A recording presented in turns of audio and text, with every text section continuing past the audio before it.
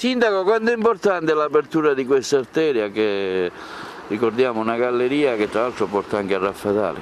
Per Raffadali è importantissima, anche se abbiamo avuto disagi per un breve periodo, poi con il doppio senso alternato dell'altra galleria si è risolto il problema del traffico e dell'attraversamento della città di Agrigento, però era molto pericolosa, quindi diciamo, l'apertura di nuovo di questa galleria mette in sicurezza e lascia tutti tranquilli per una viabilità più sicura.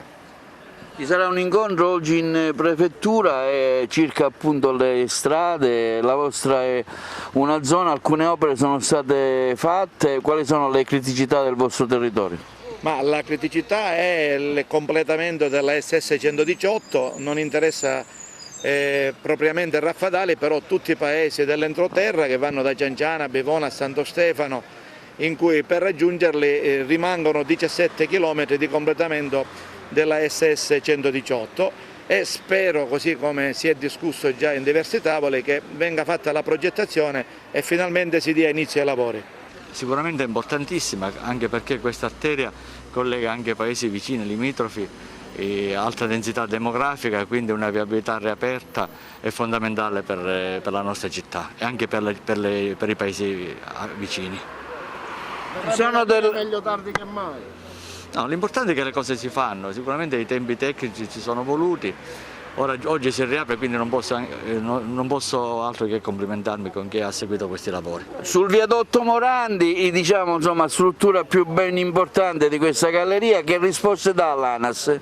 Sì, già mi sono incontrato con l'ingegnere Melle dell'ANAS e bene, allora loro stanno terminando i 7 piloni, quelli più critici, terminando la manutenzione su questi 7 piloni si aprirà il traffico leggero sulla Morandi e poi continueranno i lavori per gli altri piloni ancora da restaurare, però non critici come questi, per poi riaprire completamente sia al traffico leggero che al traffico pesante.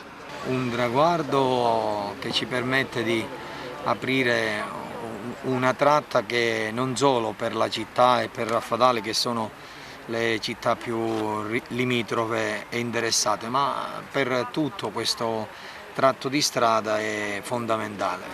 Ci auguriamo che questo sia un altro tassello di altri che speriamo di poter veder mettere, in maniera tale che la bellezza del mosaico dall'alto si possa vedere in maniera unica, come per un'opera d'arte, e di tasselli ancora a mettere ce ne sono. Partiamo dal Morandi, come e soprattutto la 640 e la 189, ma siamo fiduciosi che il lavoro iniziato continuerà a dare i suoi frutti.